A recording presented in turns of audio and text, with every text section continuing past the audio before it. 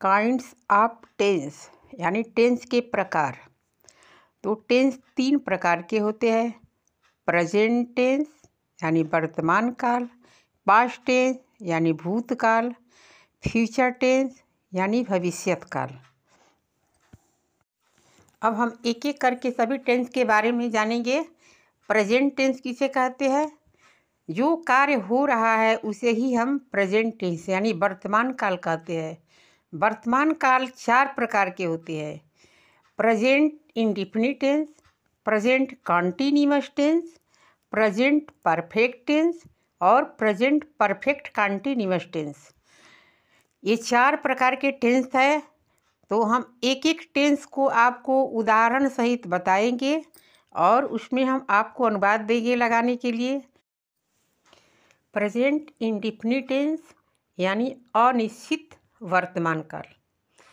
इस टेंस में क्रिया के अंत में ता है, ती है, ते है, ते हो इत्यादि आता है।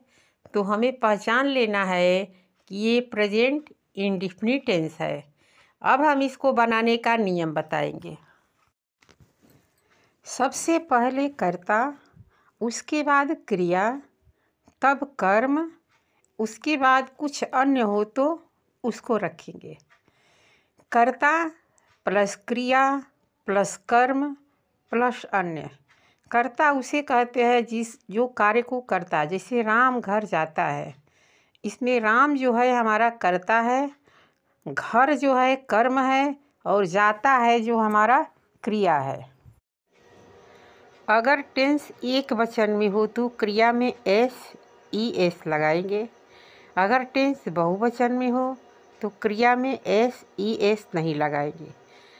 बहुवचन जो हमारा करता है वो कौन कौन से है इसको भी हम देखेंगे और एस और एस को भी समझ लेते हैं। एस वहाँ लगाएंगे जिस क्रिया का अंत वॉवेल से ख़त्म हो। अगर अंत में वॉवेल्स ख़त्म हुआ हो तो उसमें हम एस लगाएंगे और वॉवेल्स नहीं है तो हम एस लगाएंगे। अब हम सिंगुलर नाउन और प्लूरल नाउन जानेंगे।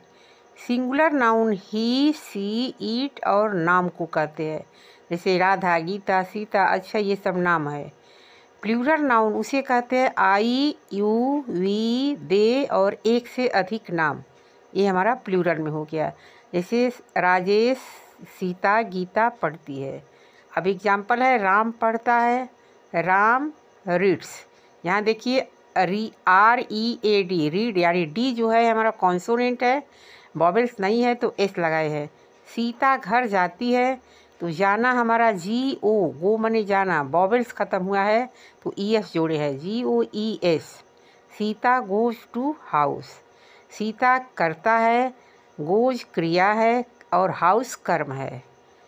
सीता गोज टू हाउस यानी सीता घर जाती है।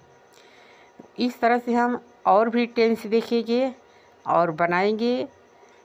एक वचन में है, हम और भी एक वचन में बनाएंगे और बहुवचन में।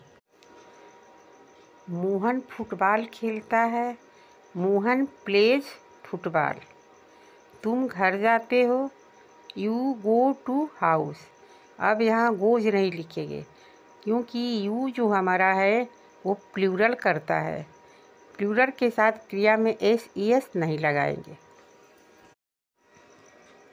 वे दौड़ते हैं, दे रन। अब वे भी प्लूरल है इसलिए रन में एस नहीं लगाएंगे, रन लिखेंगे। राजू, राजेश और दीपक क्रिकेट खेलते हैं। देखिए ये एक से अधिक नाम हो गया। अब ये प्लूरल में आएगा, लिखेंगे Raju, Rajesh and Deepak play cricket. वह कविता लिखती है, सी राइट्स पोएम। वह तुमको पीटते हैं, ही बीट्स यू। तुम तेज दौड़ते हो, यू रन फास्ट। मैं अपना कार्य करती हूँ, आई डू माई वर्क। अब मैं आपको सब नाउन के अपना की अंग्रेजी बताऊंगी। आई के साथ अपना की अंग्रेजी माई, यू के साथ अपना की अंग्रेजी योर, वी के साथ अपना की अंग्रेजी आवर, दे के साथ अपना की अंग्रेजी दियर।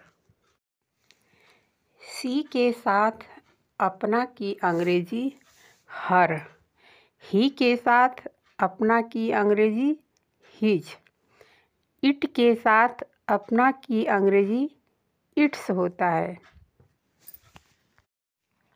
वह अपनी किताब पढ़ती है, she reads her book.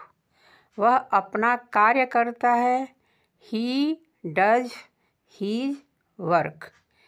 Do means करना होता है, इसमें ईएस जोड़ा गया है क्योंकि अंत में ओ यानी ओ वॉवेल्स है, इसलिए ईएस जोड़ा गया है।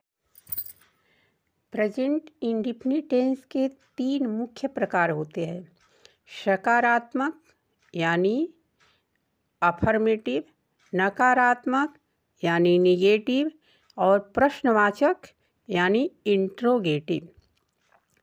ये तीनों जो प्रकार है इसके भी 3 हो जाते हैं, यानी ये 6 आ जाता है।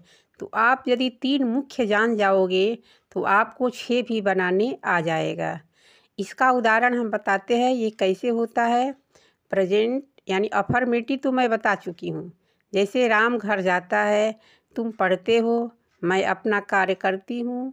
अब ये आ गया तुम स्कूल नहीं जाते हो, ये इंट्रोगेटिव में नहीं हुआ, निगेटिव में हुआ। वह खाना नहीं खाती है, ये भी निगेटिव है। मैं अपना कार्य नहीं करती हूँ, ये भी निगेटिव है। वे घर नहीं जाते हैं, ये भी निगेटिव है। क्या तुम स्कूल जाती हो, अब ये आपका हो गया इंट्रोगेटिव यानी प्रश्नवाचक हो गया। वह क्यों रोती है, ये भी इंट्रोगेटिव यानी प्रश्नवाचक हुआ। तुम कहाँ जाते हो, ये भी प्रश्नवाचक हो गया। बच्चों, इसमें डू और डज का प्रयोग होकर के बनेगा। तो डू और डज का जब हम प्रयोग करेंगे, अगर शुरू में क्या हो तो डू डज लगाएंगे, अगर बीच में प्रश्नवाचक हो तो प्रश्नवाचक शब्द की अंग्रेजी पहले लिखेंगे, तब जाकर के आपका सही टेंस बनेगा।